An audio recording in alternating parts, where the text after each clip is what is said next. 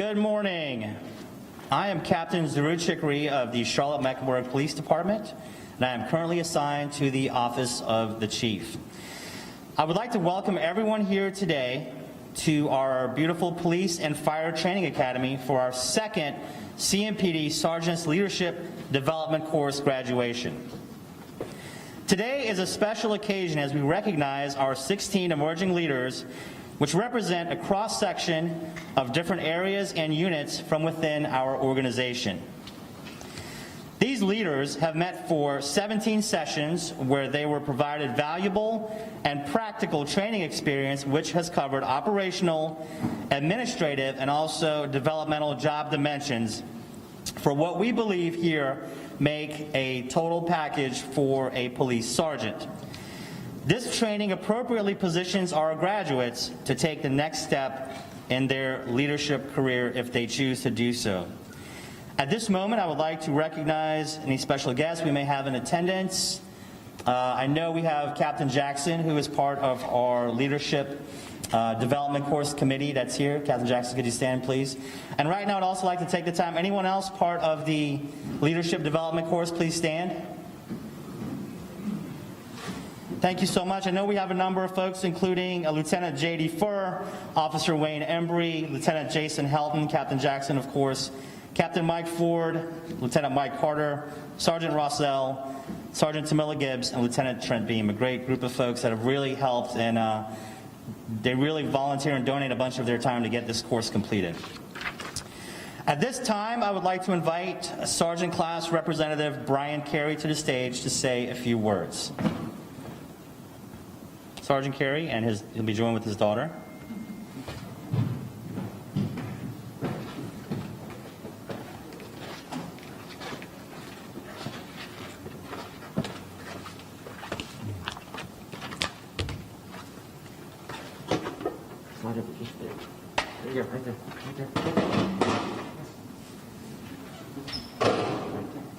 You good?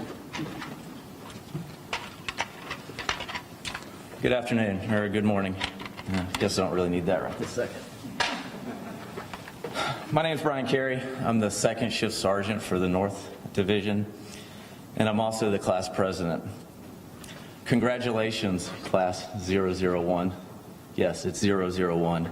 I know technically we're 002, but numerous studies have shown that the first class of anything, statistically, is the easiest version of the class. And the second class is where the stakes are raised, the curriculum has been fine-tuned, and the PT is absolutely ridiculous. So, once again, congratulations, class 001. Let me start by saying this is an interesting group of sergeants here. Not only are they all opinionated, they're very vocal about it. Except me, I'm not very vocal. I just kind of sit in the shadows, just taking it all in, not really saying much. Okay, that's a lie. Being voted as a class president, they wanted the smartest, most athletic, and kind of mellow, low-key sergeant that we had, but instead they voted for me.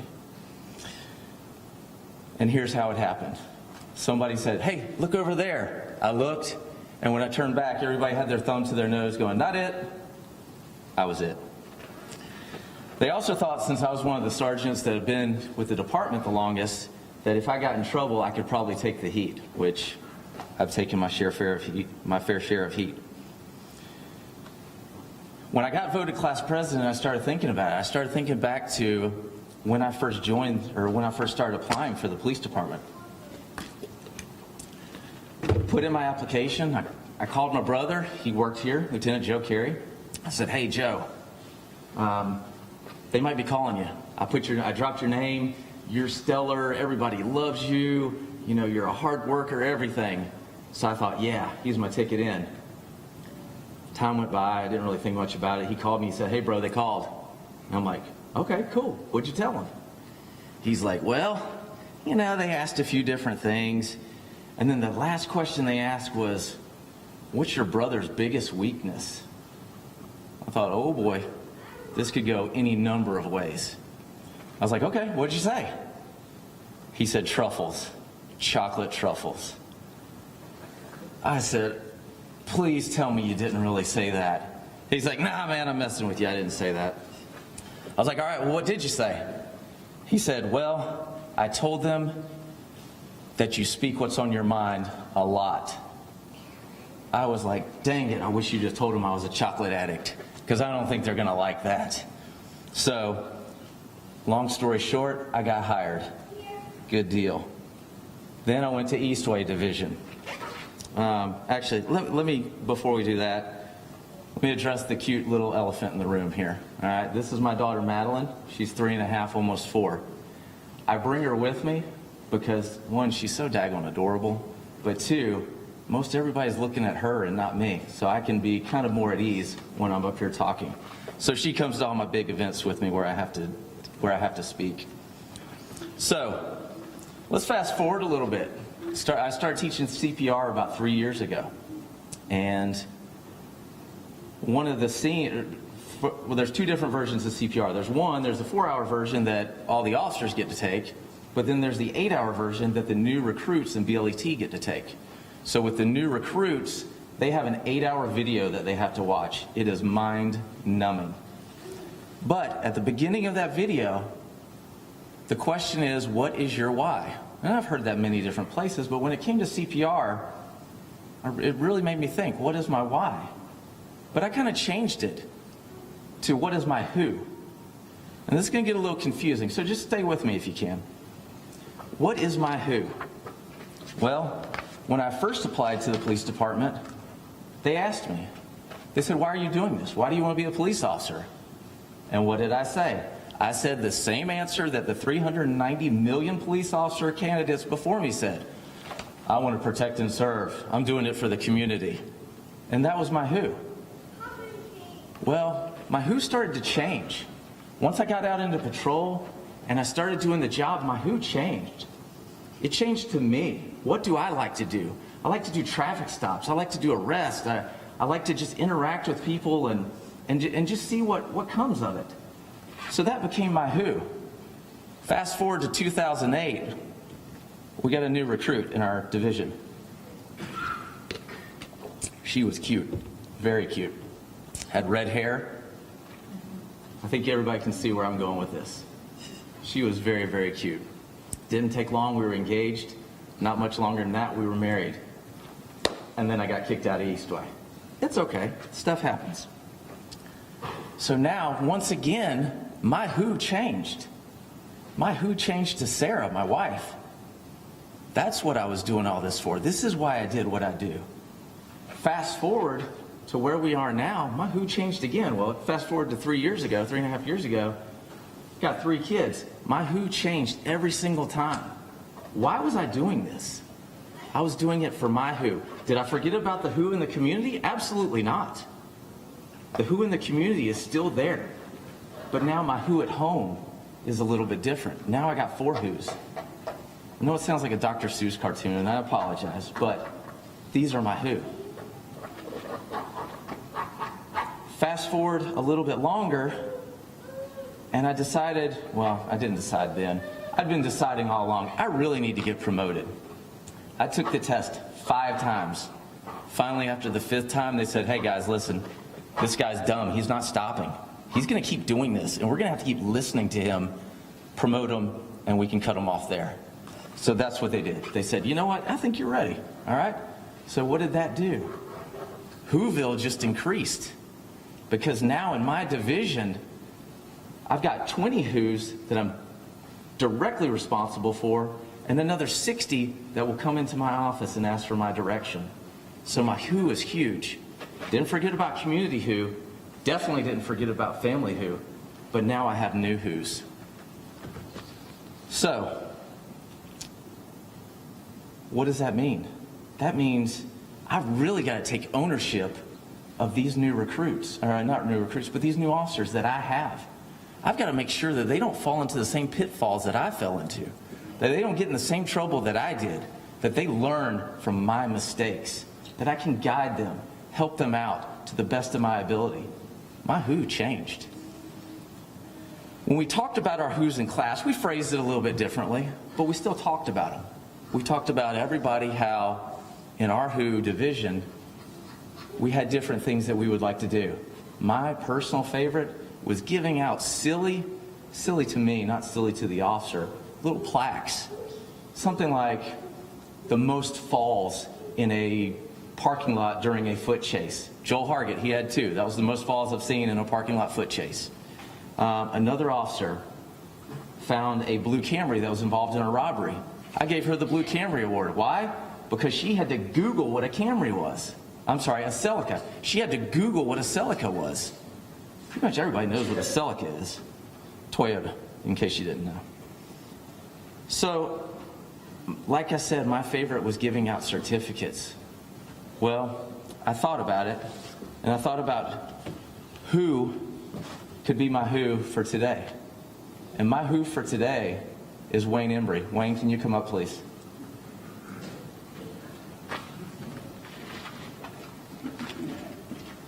Like I said, I like to give silly certificates. It's not silly. It's silly to me, not to the recipient. So Wayne, on behalf of the sergeants of class 001, we would like to award you with the Sadistic Physical Training Coordinator of the Quarter, May to August 2021. Sir, we certainly appreciate it. Thank you, sir. Smile for the camera.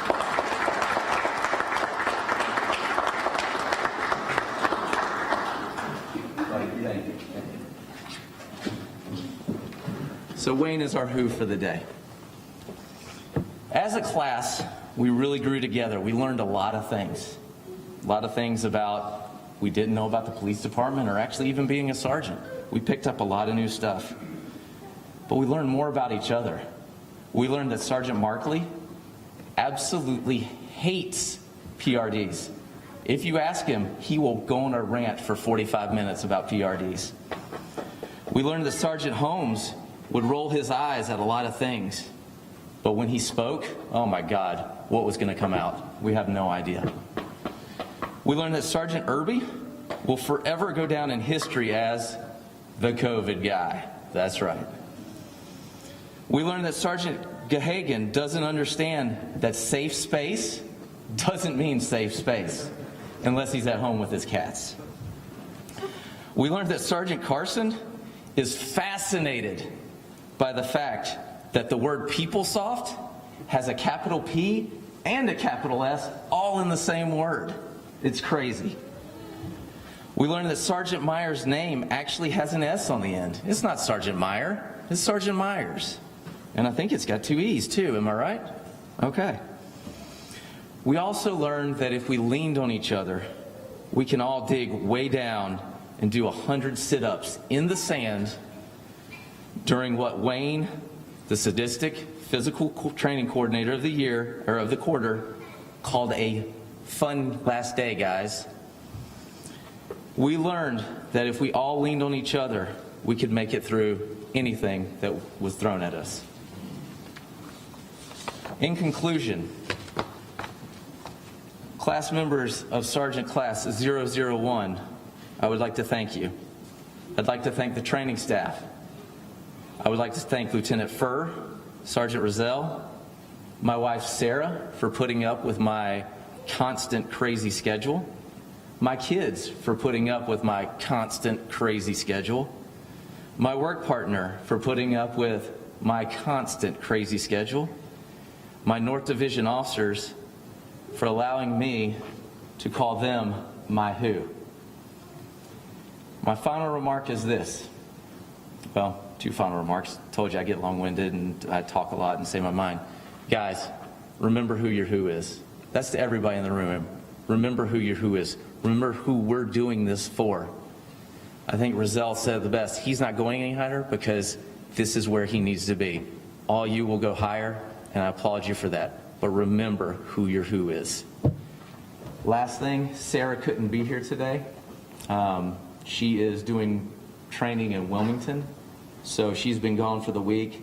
So all the other 3 who's have been at the house with me and with the babysitter. So I especially thank them for putting up with all this craziness. God bless and have a great day.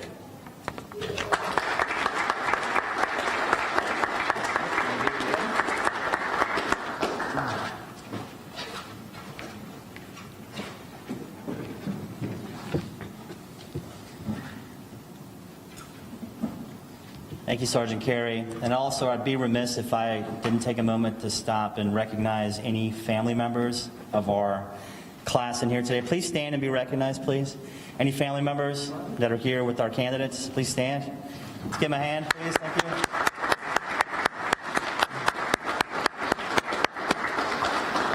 I think certainly your recognition is important, as you well know that the work that we do in our community cannot be done without your support and assistance. At this moment, I'd like to introduce our Deputy Chief, Kurt Voorhees. He's going to be introducing our guest speaker, but Deputy Chief Kurt Voorhees is currently over our investigations here at the police department. Chief?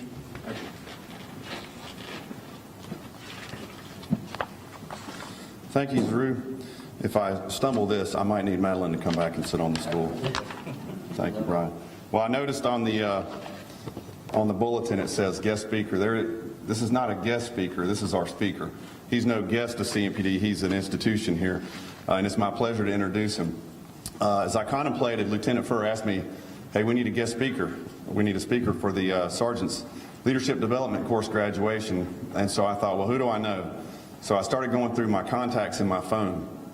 And first of all, you realize there's a lot of people in my phone, and I was going through them and remembering some names and stuff. But when I got to R at Robbins, I realized if you're going to talk to sergeants about being a leader and being a supervisor, what a better person I couldn't find. So I asked Ricky. He graciously said yes. So it's a treat for us today, I believe. Ricky Robbins is a Charlotte native. He began his career in law enforcement in 1981, where he served with the Charlotte Police Department, I think in May, beginning in May of 81 through 83, where he went to the county police in Mecklenburg County and served there for 10 years until we merged as a department and became the Charlotte-Mecklenburg Police Department. He tells me he's a graduate from the premier high school in Charlotte, Myers Park. He later attended CPCC and got a BS in criminal justice from UNC Charlotte. He's been an instructor for 20 years, longer than that. He's been a supervisor here for 19 years. He served on the CMPD SWAT team, both as an officer and as a supervisor. When I came on, he was over the Highway Traffic Interdiction Unit. If you needed to know something about traffic or anything related to seat belts or child safety seats, you would go to Ricky. Later, we served on the SWAT team together. He became a homicide supervisor, and later, for the last 12 years, has done homicide support supervisor. He has numerous certifications, but the one that stands out to me, he's been a general instructor for 32 years. So when I introduce him, you just know that he's got a lot of experience. He's a resource for the whole department. Multiple chiefs have relied on his expertise and his relationships with the community. Just 2 nights ago, he had a rapport with an individual, was called to a scene and talked a suicidal subject from killing himself. So kudos that. He's saving lives even this week. He's an institution of knowledge, and I'm proud to call him my friend. Without further ado, Sergeant Ricky Robbins.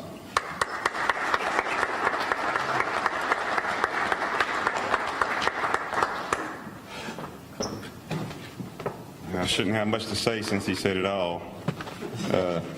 First, let me get something straight about how I became the speaker for today. Chief Voorhees called me and he said, Ricky, we're getting ready to have a class graduation.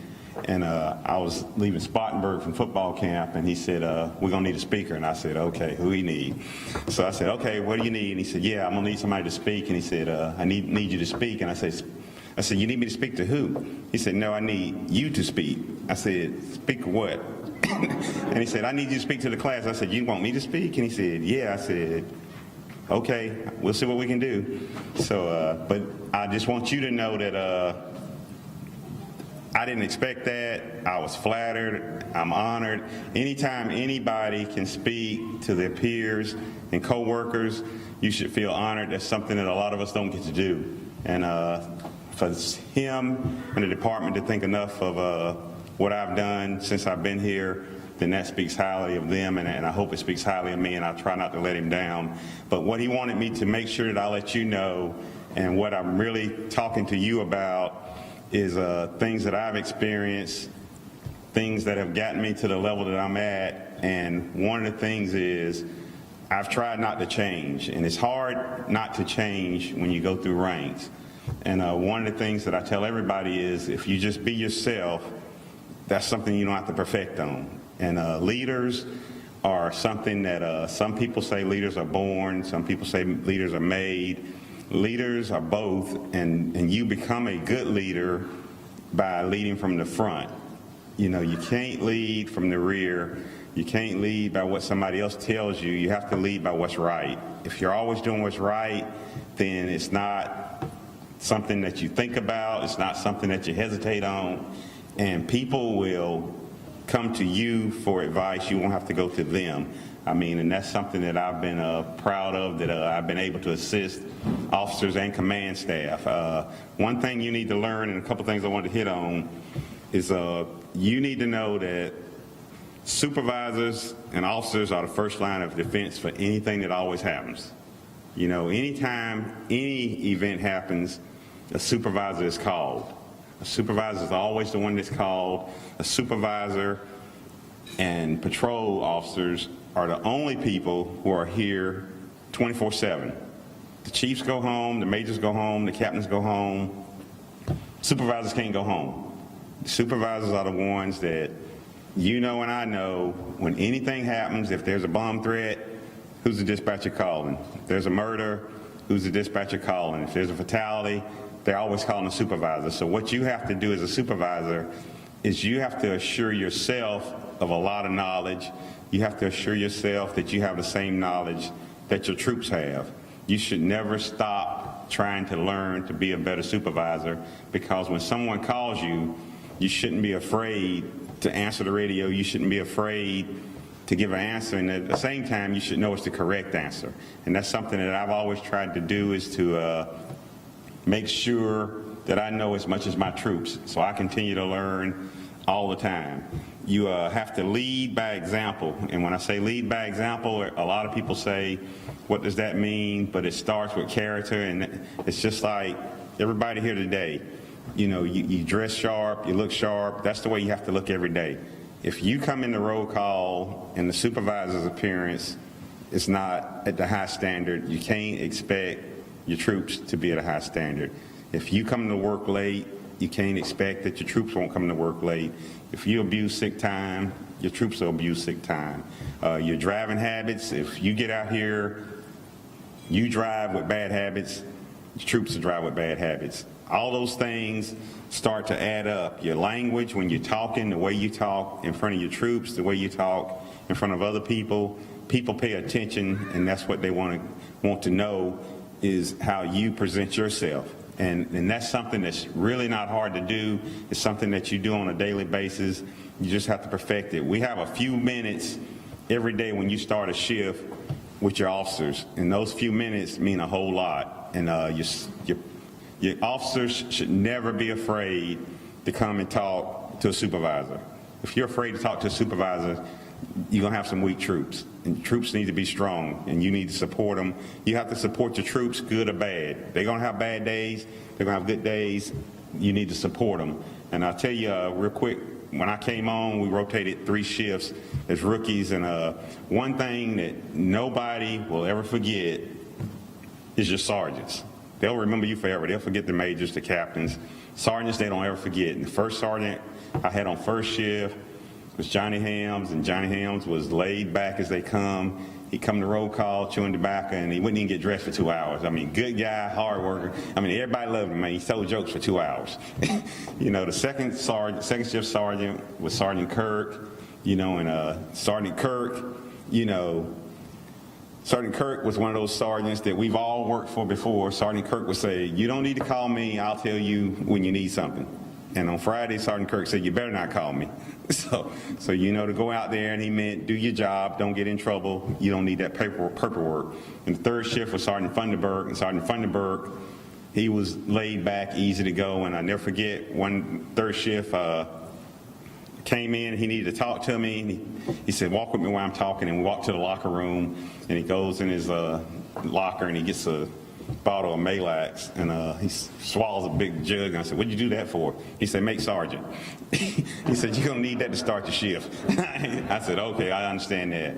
But one of the things that you need to understand, and you know, if you're on first shift, probably 90% of the calls and situations are handled by the sergeant. And the reason is because usually on first shift, you have a captain, you have a lieutenant, you have everybody working. On second shift, probably 95% of all situations are handled by a sergeant.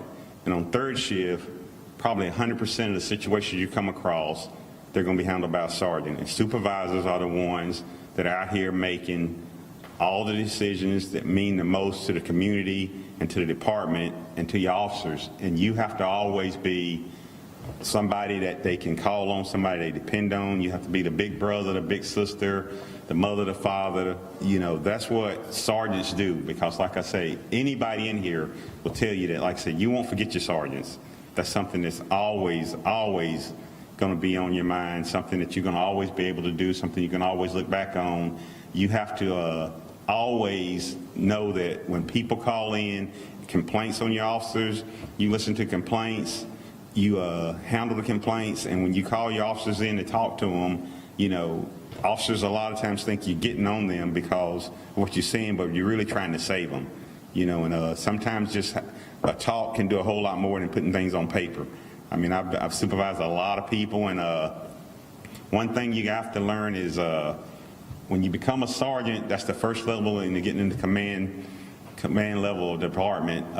Friends, you're going to always have friends, but when you're supervising, it's not trying to make friends. It's about supervising people. And when you do that, you have to make sure that they understand and you understand that you can't be the same buddy you were when you were officers. And so you can't jeopardize yourself and them. And a lot of times we don't see that quick enough. And I've always wanted to spend time and go to eat with my officers, but anybody in here that's ever worked for me, and Irby can tell you, there's two of them right there that work for me, a couple of them over here, but I spend time with my officers, but I rarely ever eat with my officers. And it's not because I don't like them, it's not because I don't want to eat with them, because I'll eat with my officers maybe once a month, because you have to keep a barrier between you and the officers so that you can make a fair and positive decision when it's time to do it, whether they're good or bad. You have to be the one, but if you're spending too much time being a friend instead of a supervisor, what happens is when something happens out here, it's not as clear. And you want to make sure that you're clear. You protect your officers by keeping a clear mind.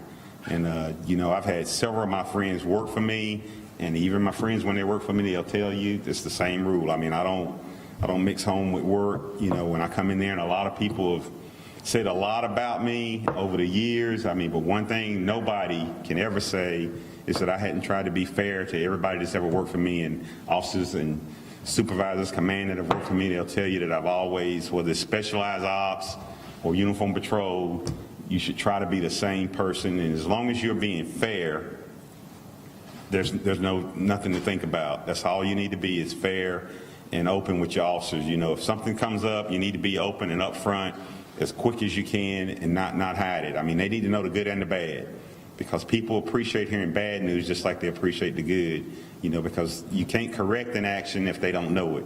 If you know an officer is doing something, has a bad habit, you know, don't just push it under the table and say, oh, I hope that changes. It's not going to change. So what you do is you talk to them, you correct the action, and you go forward. But I'll leave you with this, and anybody that's ever worked for me know that I have 3 rules that I go by, and that's worked for me, and it's helped me in my experience and guidance. And one is, there's no difference between a reason and excuse. So Joe Carey, Irby, all of them can tell you. I mean, they used to hear that 1,000 times in hits. But when somebody comes in and they say, let me tell you this, you don't need to tell me, because it's not going to change the problem. You know, so, you know, they don't need to tell you. You know, it's like my dad used to tell me, if you're late for work, stop and get you something to eat. He said, because late is late. So whether you're 5 minutes or 30 minutes, he said, you might as well go in there, relax. He said, because what you're going to get, it's not going to change. So the second one is, it's not a problem till it's a problem. So if you go ahead and talk to your troops about the way you want them to be and the way that the department expects them to be and the way that the community expects them to be, then you won't have problems, because if they don't make it a problem, it's not a problem for anybody. And the third one is, I've always told all my troops, and you should always tell everybody, is just don't lie to me. As long as you tell me the truth, I don't care what you get into, we can work it out and we can get the less punishment or whatever that comes across. But if you lie, once you go down that road, you can't correct that. You know, and lying, everybody knows in law enforcement, that's a firing offense to start with. But just tell your troops, regardless of how bad it is, just tell you the truth and we can get through it. Because most of the time, you know and I know, their fear is a lot worse than what's really happening. You know, they're just scared, and especially the rookies. You know, they're scared if they have a wreck, they're scared if they're 5 minutes late. Just tell them to be honest with you, and we can go forward. But hopefully that everybody here will have a successful career as supervisors. Like I said, always know that your troops look up to you, and like I said in the beginning, the sergeant is the one thing in this department that, regardless of what rank you are, people don't forget the sergeants. They forget the other command levels as they go along, but they remember their sergeants, the way that they supervise, and they appreciate you being there for them, because like I said, they'll always come back to you, and that's something you should remember. So I appreciate the opportunity to speak to you today. Thank you.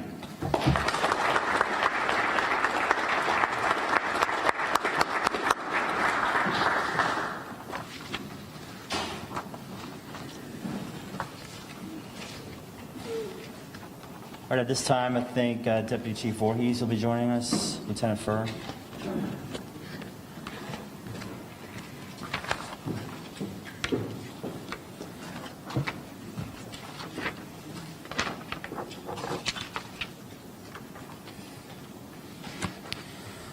All right, I'd like to begin with our graduation ceremony and our celebration of their accomplishments today.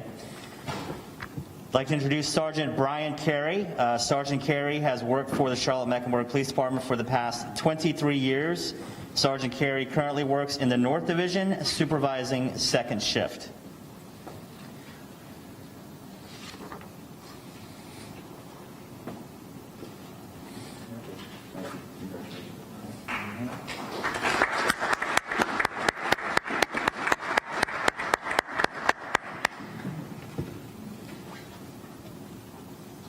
Sergeant Scotty Carson. Sergeant Carson has worked for the Charlotte-Mecklenburg Police Department for the past 10 years, and Sergeant Carson currently works in the Hickory Grove Division, supervising second shift.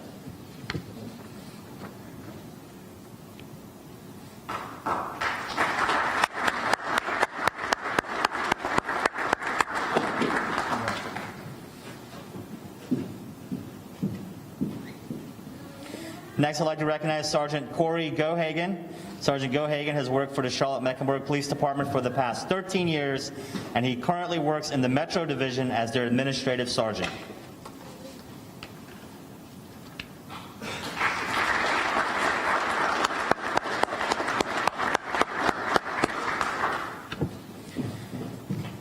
Next, Sergeant Seth Green. Sergeant Green has worked for the Charlotte-Mecklenburg Police Department for the past 22 years, and he is currently assigned to our Special Victims Division, supervising the Financial Crimes Unit.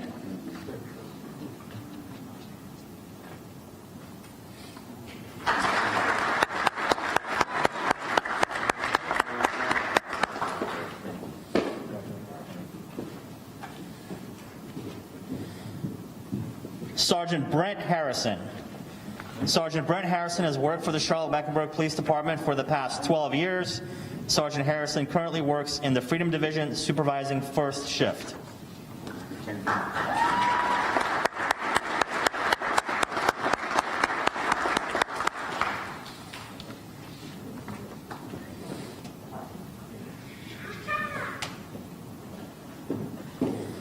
Sergeant Blake Holmes.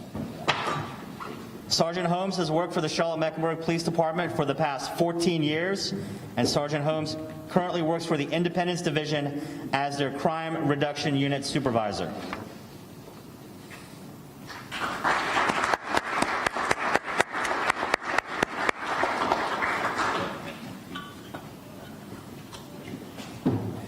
Sergeant Billy Irby.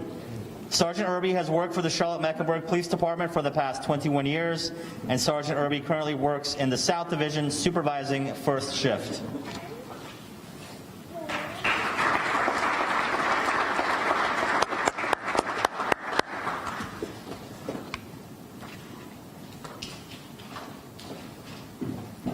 Sergeant Shayna Eisenhower. Sergeant Eisenhower has worked for the Charlotte-Mecklenburg Police Department for the past 13 years, and she currently works in the North Tryon Division supervising third shift.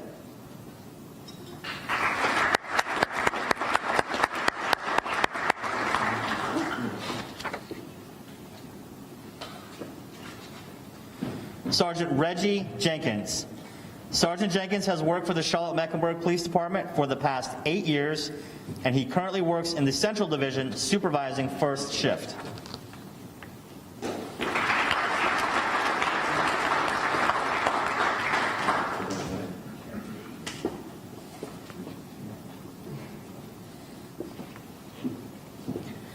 Sergeant Ryan Leggett. Sergeant Leggett has worked for the Charlotte-Mecklenburg Police Department for the past 10 years, and he is currently assigned to our Special Operations Division supervising our K-9 unit.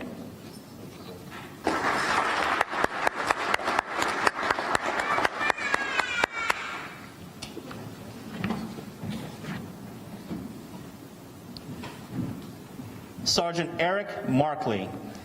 Sergeant Markley has worked for the Charlotte-Mecklenburg Police Department for the past 14 years. He is currently assigned to our Community Services Division, where he supervises the Central Service Area School Resource Officers.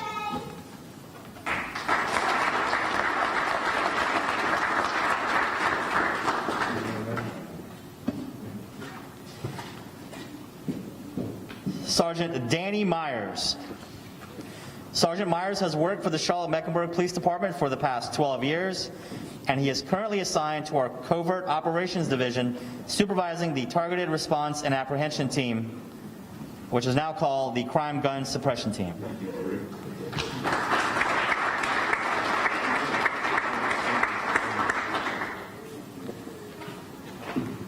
Sergeant Kelly Posey. Sergeant Posey has worked for the Charlotte-Mecklenburg Police Department for the past 21 years, and Sergeant Posey currently works in the Eastway Division supervising first shift.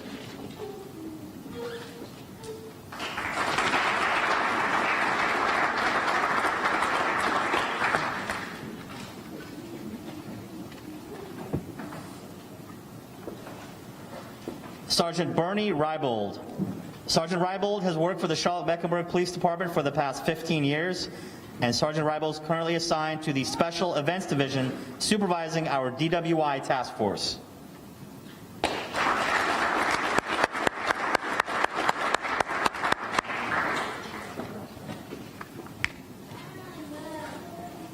Sergeant Andrew Studney.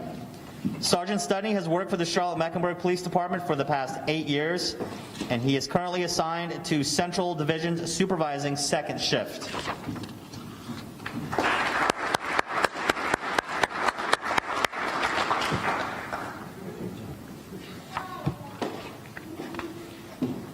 Sergeant Jeff Zederbaum. Sergeant Zederbaum has worked for the Charlotte-Mecklenburg Police Department for the past 12 years. He is currently assigned to our Steel Creek Division as the Crime Reduction Unit Supervisor.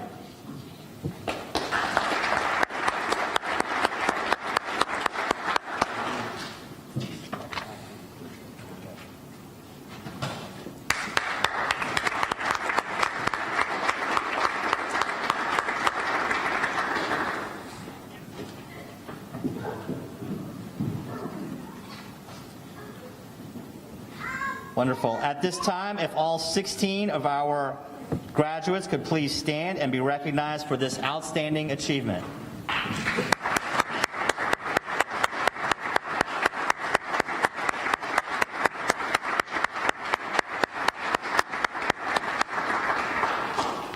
I know Chief Jennings could not be here, but he certainly extends his congratulations to you all as well. You may be seated. In closing, the rank of sergeant is by far the most important rank within the organization. The influence that you have on morale, direction, and the attitude of our officers is substantial. John Maxwell, a best-selling author and speaker, has written many books, primarily focusing on leadership. One of his books is called The 360-Degree Leader. In it, he talks about developing your influence, not based on your title, but how you motivate and affect the individuals around you. Wherever you are in an organization, you must learn to lead up, lead across, and also lead down. The number one misconception people have about leadership is the belief that leadership comes from just having a position or title. This position myth that you can't lead if you're not at the top couldn't be further than the truth. This erroneous thinking of this myth is that leadership is a position, not an influence. When potential leaders like yourselves understand the dynamics of gaining influence with people, they come to realize that position has little to do with genuine leadership. You can lead others from anywhere in the organization, and when you do, you make the organization better. The bottom line is, leadership is a choice you make, not a place that you sit. Anyone can choose to become a leader, whomever he or she is. You can make a difference no matter where you are. As our newest leadership development course graduates, you are intimately familiar with the importance of taking care of one another and leading from where you are. One of the basic tenets of this course has been the team can always go further than any one individual can go by themselves. Make sure you always take care of your team. Thank you all for coming. Please join us for refreshments and fellowship in the cafeteria as we continue to celebrate these 16 exceptional graduates. Thank you.